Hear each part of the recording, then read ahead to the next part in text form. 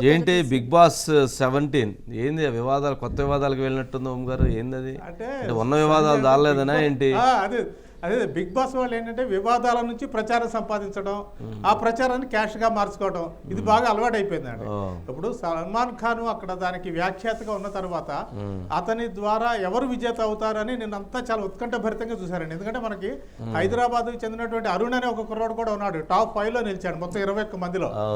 అయితే అతను 5th position లోనే ఉండిపోయాడు, బయటకు వచ్చేసాడు. అలాగే మన్నారా చోప్రా అని తెలుగు సినిమాలో చాలా చేసిందండి ఆమె, ప్రియాంక చోప్రా, వాళ్ళకి రిలేషన్ ఉంది. ఆమె 3rd పొజిషన్ లో నిలిచింది.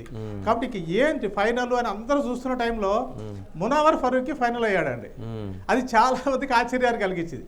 ఎందుకంటే అతని గురించి మనకు తెలుసు, చాలా వివాదాస్పదుడు, స్టాండప్ కమెడియన్ గా అతనికి మంచి పేరు ఉంది, అందులో డౌటే లేదు. కానీ హిందూ దేవీ దేవతలని కించపరుస్తూ అతను కామెడీ చేస్తుంటాడని, అలాగే అధికారంలో ఉన్న వాళ్ళని పట్టించుకోకుండా కామెడీ చేస్తుంటాడని వివాదాలు ఉన్నాయి. అలాంటి వ్యక్తిని ఈ రోజు విజేతగా ప్రకటించేసరికి సోషల్ మీడియా రెండుగా చిలిపోయింది. మళ్ళీ ఇగో హిందువుల ఐక్యత లేదు, అందుకని అతను గెలిచాడు, నిజానికి మనందరం ఐక్యతగా ఉండుంటే అతను ఓడిపోయి ఉండేవాడు కదా, మనకు చేత కాలేదు అని చెప్పి కొందరు బాధపడుతున్నారు. కానీ ఓవరాల్ గా అండి అతనికి నేరాజనం అండి. అతను డోంగ్రీకి వెళ్తుంటే అక్కడ బిగ్ బాస్ హౌస్ నుంచి జనం నేరాజనాలు పడ్డారు, అసలు రోడ్లన్నీ కూడా కిక్కిరిసిపోయి. ఆ రకంగా అతనికి ఉన్నటువంటి ఏదైతే ఆ ఇమేజ్ ఉందో దాన్ని మనం తక్కువ చేయాల్సిన అవసరం అయితే లేదు.